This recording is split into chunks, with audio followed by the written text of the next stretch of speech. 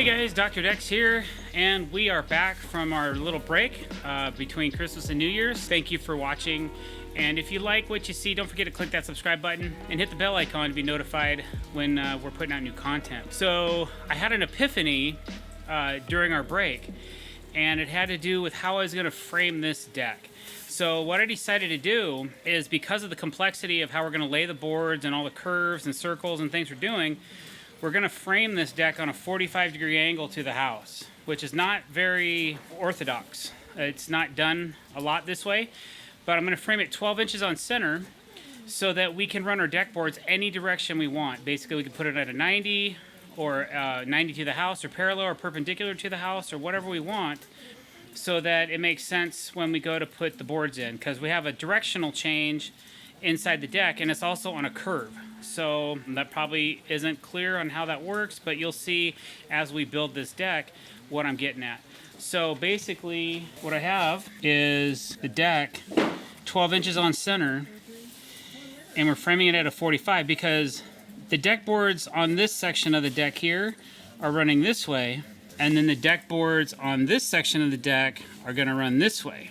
Okay, so it's kind of a complicated frame set, but I think we're capable of making it happen. So right now I'm trying to justify elevation. I have my Stabila LAR 350 set up. It's not on right now, but I've already kind of got some lines going on the house. So I know where to cut some of the trim off. We got to pull some siding off the house and then re-waterproof it with some G-tape, leave room for some flashing. Then we can put our ledgers up. Then once our ledgers are up, we kind of know where the beams need to go. So you can see right here, I have a beam going right here and a beam going right here.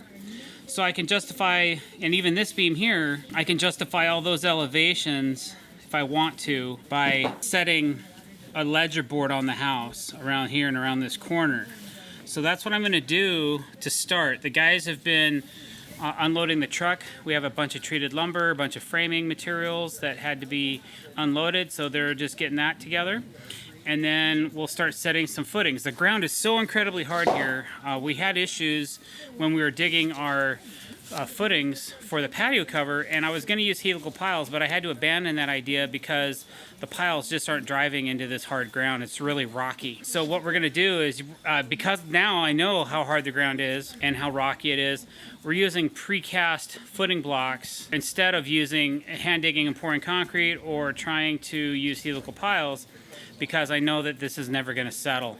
The concrete is also in very good shape, and it's at least 4 inches thick. We did a couple test pilot holes in it to drill down and see, to make sure that we could actually put some elevated post brackets in certain parts of the concrete slab to hold as a footing as well for part of the deck. Now, if the concrete wasn't in good shape, or I wasn't happy with how thick it was, I would actually jackhammer through the concrete and pour a footing, but we don't have to do that on this particular project, so we're good to go. So we're just going to continue on then with, first of all, getting the ledger up, and then trying to figure out where some of these footings go. And that's what the guys will be doing, is they'll be digging those footings into the ground and setting those up once I get some lines justified.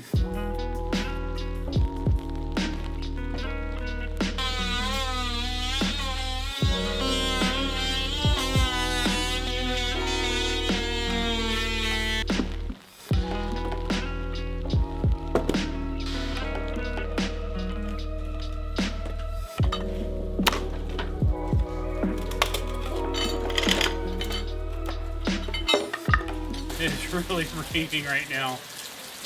I'm grateful to be undercover, even though my guys are out grading lumber in it. Anyway, what I did was I took this saw. It's a modified skill saw. It's made by a company called CuzD Industries, CUZ/D. It's a flush cutting saw, so I had to be able to get some trim out of the way because I need to be able to mount a ledger up against here. So the only way that I know to do it quickly was to use this saw. You can kind of see how gnarly it looks when it's stripped. There's no guard on it right now, but for me to be able to get this cut I needed, I kind of had to.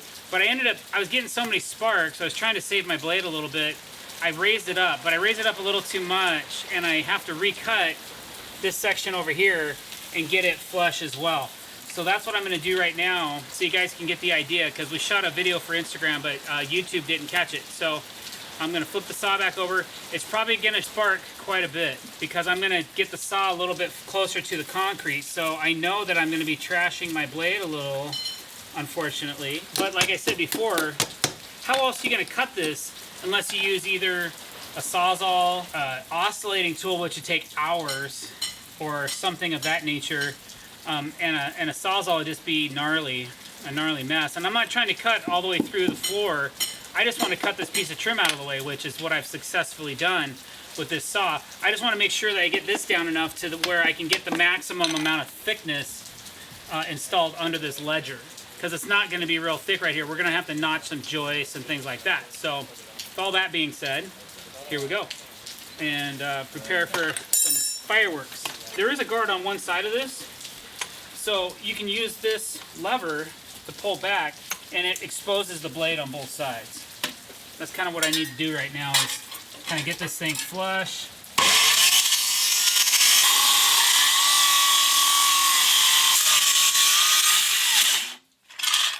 All right.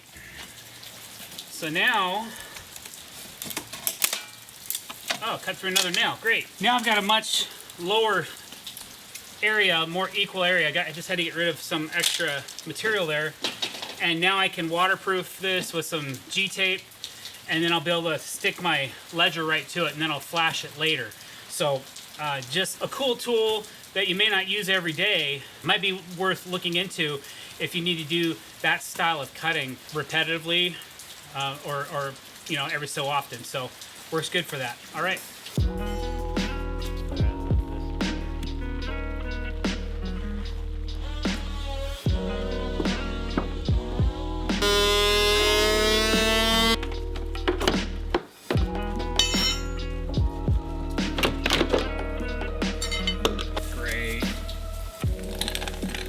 Earthquake strap. Right here, right here. So those are always fun. I'll expose those in a minute, and unfortunately, they're never very concealed well. The siders, they just go right over the top of them, and they're, you know, 1/4 to 3/8 of an inch sticking out. And I mean, if you look at this right here, you can kind of see how curved out this is, which a lot of people don't really care or bothers them, but it bothers me.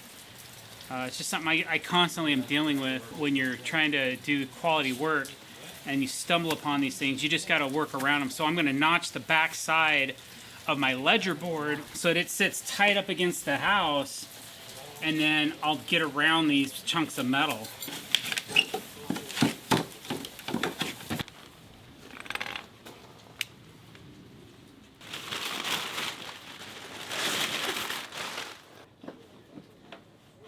I can go right. Yeah. Okay. My mom, for some reason, got me like a couple of gift cards. One was a red robin, and one was a... I would like to figure out where I have to open this up, if at all, so that when a 2x4 or 2x6 comes across here,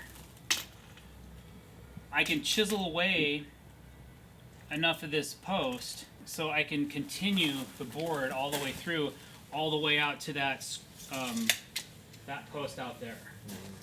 I'd like to run a 16-footer. Okay.